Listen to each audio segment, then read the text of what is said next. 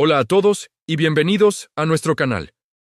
Hoy vamos a embarcarnos en un viaje fascinante a través de las Escrituras para explorar una de las preguntas más profundas y debatidas de la historia.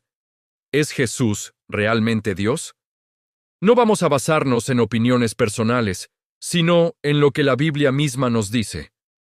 Hemos seleccionado 17 versículos clave que juntos pintan un cuadro muy claro sobre la divinidad de Cristo.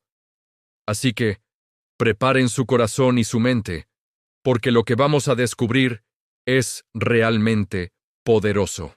Comencemos por el principio, literalmente. Juan 1:1 es uno de los pasajes más contundentes. Dice, «En el principio era el Verbo, y el Verbo era con Dios, y el Verbo era Dios». Unos versículos más adelante, en Juan 1:14, se nos revela quién es este Verbo. Y aquel Verbo fue hecho carne y habitó entre nosotros.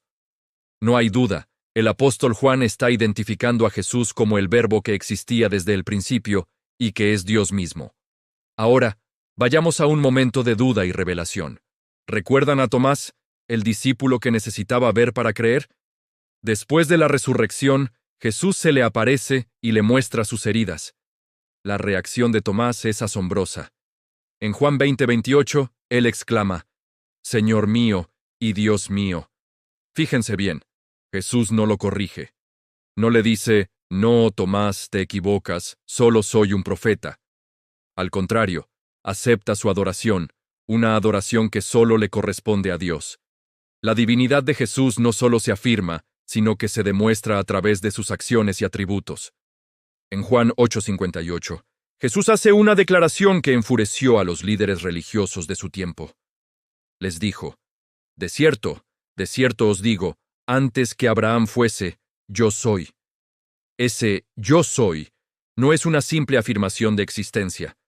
Es una referencia directa a Éxodo 3:14, cuando Dios se revela a Moisés en la zarza ardiente como yo soy el que soy. Jesús estaba reclamando para sí el nombre sagrado y eterno de Dios. Pensemos en los títulos que se le dan a Jesús. Isaías 9:6, una profecía sobre el Mesías, escrita cientos de años antes de su nacimiento, dice, «Porque un niño nos es nacido, hijo nos es dado, y se llamará su nombre admirable, consejero, Dios fuerte, Padre eterno, príncipe de paz». ¿Notaron eso? Dios fuerte, Padre eterno. Estos no son títulos para un simple ser humano, por muy especial que sea. Son nombres que pertenecen exclusivamente a la deidad. La conexión entre Jesús y Dios Padre es tan íntima que son uno. En Juan 10:30, Jesús lo dice de forma clara y concisa, «Yo y el Padre uno somos». Esto no significa que sean la misma persona, sino que comparten la misma esencia, la misma naturaleza divina. Son uno en propósito, poder y gloria. Esta afirmación fue tan radical que, justo después, los judíos intentaron apedrearlo por blasfemia, porque entendieron perfectamente que se estaba haciendo igual a Dios. El apóstol Pablo también nos da una claridad increíble sobre este tema. En su carta a los Colosenses, capítulo 1, versículos 15 al 17, describe a Cristo de una manera majestuosa. Dice que Jesús es la imagen del Dios invisible, el primogénito de toda creación. Porque en Él fueron creadas todas las cosas.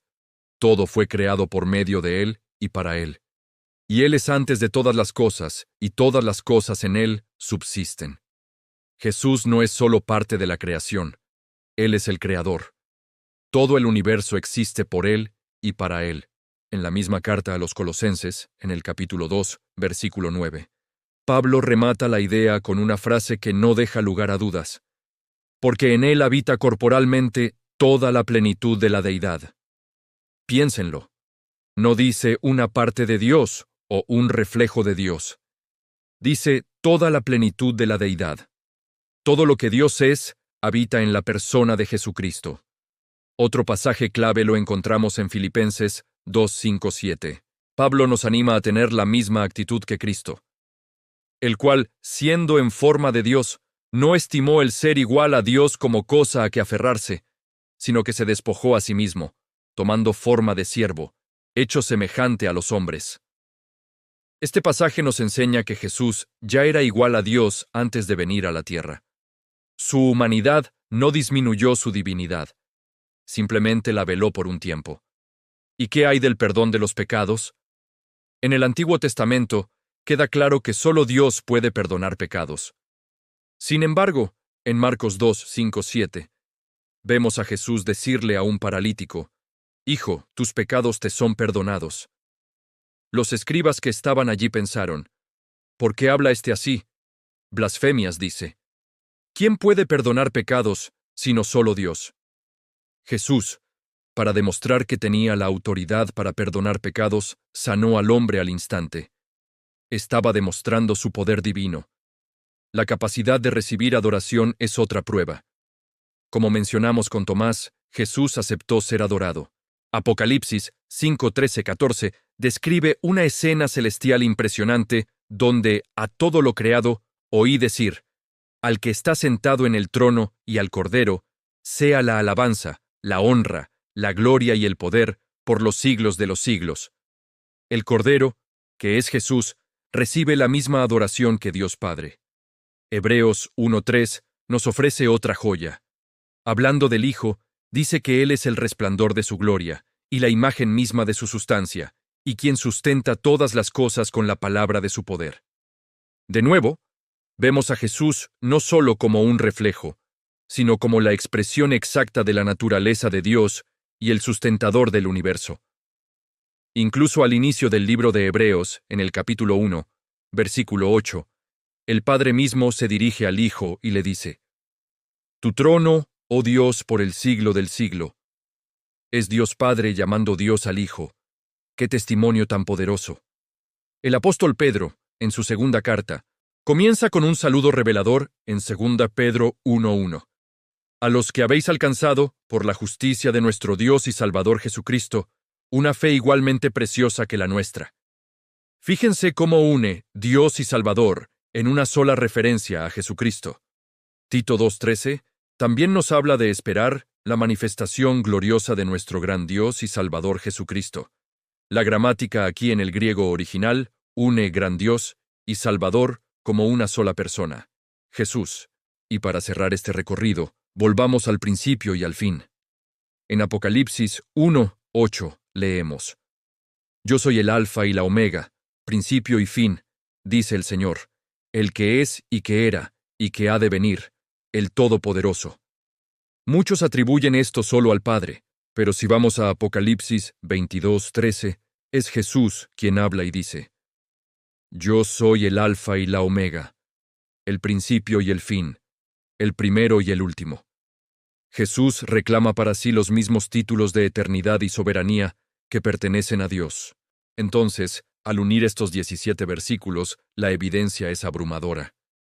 Desde las profecías del Antiguo Testamento hasta las enseñanzas de Jesús mismo y los escritos de los apóstoles, la Biblia consistentemente presenta a Jesucristo no como un simple hombre bueno, un profeta o un ángel, sino como Dios mismo hecho carne. Él es el Creador, el sustentador, el Salvador, digno de toda nuestra adoración. Esto no es solo un debate teológico, tiene implicaciones enormes para nuestra vida. Si Jesús es Dios, entonces sus palabras tienen autoridad divina. Su sacrificio en la cruz no fue solo el de un mártir, sino el de Dios mismo pagando el precio por nuestros pecados. Y su resurrección es la garantía de nuestra propia esperanza de vida eterna. Creer en la divinidad de Jesús cambia todo. Espero que este estudio les haya sido de bendición y les haya dado claridad. Les animo a que tomen estos versículos, los lean en su contexto y dejen que la palabra de Dios hable directamente a su corazón. Muchas gracias por acompañarnos en este viaje. Si te ha gustado este video y quieres seguir profundizando en las verdades de la Biblia, no olvides darle a me gusta, suscribirte a nuestro canal y activar la campanita para no perderte ningún contenido.